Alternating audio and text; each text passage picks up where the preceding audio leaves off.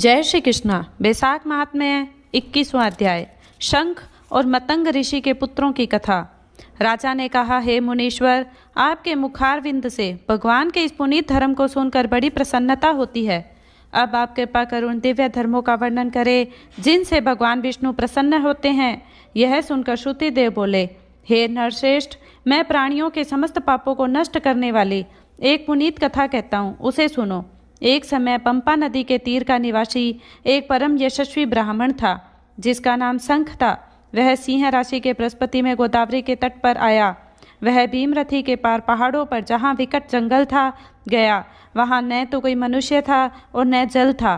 बैसाख की भीषण गर्मी से विकल होकर वह ब्राह्मण एक वृक्ष की छाया में बैठकर सुस्ताने लगा। तभी हाथ में धनुष बाण धारण किए एक व्याघ्र वहाँ से निकला। सूर्य के समान चमकते हुए कुंडल पहने उस अकेले ब्राह्मण को देखकर उस पापी ने उन्हें पकड़कर बांध दिया।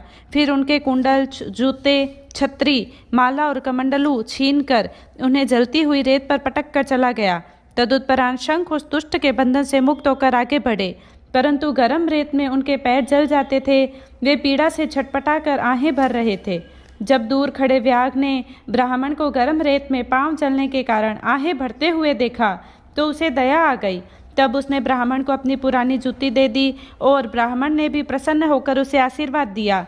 उसे सुन व्याघ्र ने विस्मित होकर कहा, हे ब्राह्मण, मैंने तो आपके नए जूते छीनकर आपको पुराने जूते दिए, इसमें मेरा क्या पुण्य है? तब शंख ने कहा, हे व्याघ्र, बैसाख मास अति श्रेष्ठ मास है। इस मास में धर्म करने वाले से भगवान हरि प्रसन्न होते हैं। मेरे जूते तूने अपनी प्रकृति के अनुसार बलपूर्वक ले लिए हैं, इसलिए वे तेरे हो गए, परंतु अब तूने दया करके मेरे पांवों की रक्षा के लिए इस बैसाख मास में अपने जो पुराने जूते दान किए हैं उनका फल तुझे अवश्य प्राप्त होगा। इस पुण्य कर्म के कारण तू भी निष्पाप होकर उत्तम गति प्राप्त करेगा।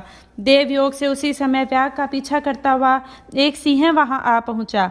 इससे पहले कि वह सिंह व्याघ्र पर झपटता, उसे पास ही एक हाथी दिखाई दिया। निदान वह सिंह हाथी पर ही झपटा। उन दोनों में घमासान लड़ाई हुई और वे दोनों ही मरणासन होकर पृथ्वी पर गिर पड़े। उसी समय मुनि ने व्याघ्र से वैशाख धर्म का वर्णन किया जो उन दोनों सिंह और हाथी के कानों में भी पड़ा। निदान वे दोनों उस कथा श्रवण के प्रभाव से तुरंत शाप मुक्त होकर दिव्य देह को प्राप्त हुए। तब शंख ने उनसे कहा, हे दिव्यजनों, तुम कौन हो और किस कारण इस पशु योनि को प्राप्त हुए थे? वे बोले, हे मुनि श्रेष्ठ, हम दोनों मतंग ऋषि के पुत्र हैं। शाप के कारण हम दंतिल और कोलाहल नाम हुए।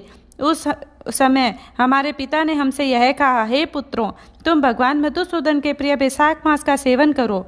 ऐसा करने से तुम निश्चय ही बंधन मुक्त हो सकोगे, परंतु अपनी दुर्बुद्धि के कारण हमारी समझ में कुछ नहीं आ सका।